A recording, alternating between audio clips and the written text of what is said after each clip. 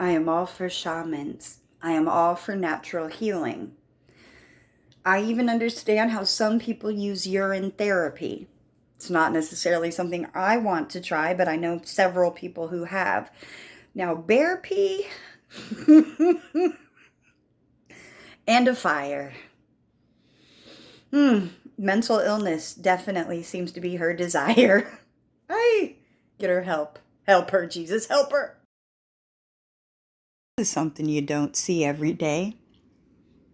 Self-proclaimed shaman accused of starting California fires said she was trying to boil bear urine. Yes, let's boil the bear urine. A California woman professing to be a shaman who was arrested and charged with igniting the wildfire that has thousands of homes under threat claimed the fire was started inadvertently while she was attempting to boil bear urine, authorities said. Alexandria could be sentenced to up to 9 years if convicted of starting the fawn fire, according to officials. The blaze has destroyed roughly 41 homes and 90 small structures, while endangering another 2,340, officials said. Sovereigneva, is that how you? Sovereignella? Well, she ain't sovereign, that's for sure. Pleaded not guilty, but is now reportedly thought to have ignited several fires across California. The self-proclaimed shaman said she had been hiking to Canada as the blaze approached Shasta County on Wednesday, documents noted. When she became thirsty and approached a puddle of what she claimed to be bear urine, she told forest officials she attempted to make it She attempted to make a fire to purify it. The wood she hoped to use was too wet for the fire to start, documents said. Sovereigneva then drank the animal urine and proceeded on her journey, according to the report. She allegedly became caught in a brush and had to call the local fire department for assistance. Trying not to laugh. The firefighters requested she empty her pockets and fanny pack. to which she presented CO2 canisters, a lighter, and a green leafy substance she had she had admitted to smoking that day. California Department of Forestry and Fire Protection Officer Matt Alexander said.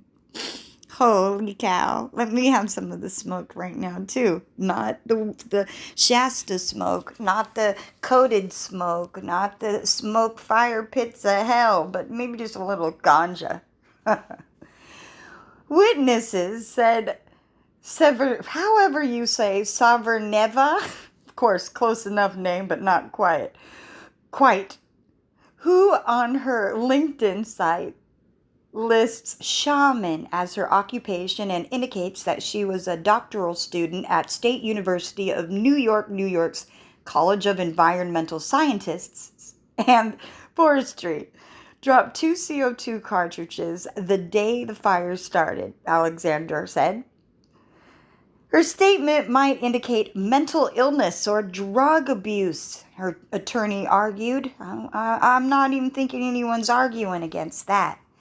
She is under suspicion for starting in other fires, her attorney said. This is a high possibility she is responsible for a blaze that the preceding night. Oh, I can't even read anymore. I'm just like. Mental health is so important. It really is. And unfortunately, oftentimes what happens with people when they have mental illness or depression, I know, I have depression, is that they will resort to external things to try to mentally escapism. Some people use drugs, some people use sex. You know, like with people who are bipolar, it's very common that they have sex addictions. It's part of the same cycle. I could break the stuff down on that maybe another time, but this is more about look out for people. When you see people going way out there, instead of making fun of them, we should help them. I know in this article I was giggling away because reading it, it sounds funny.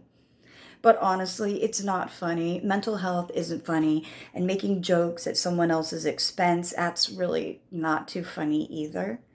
So, unfortunately, with me, I do have a kind of odd sense of humor, and the way I process things sometimes could appear like I'm being a jerk or an asshole, but I'm really not. See, sometimes it's easier to learn through comedy and kindness versus sternness and rudeness and I'm better than you attitude.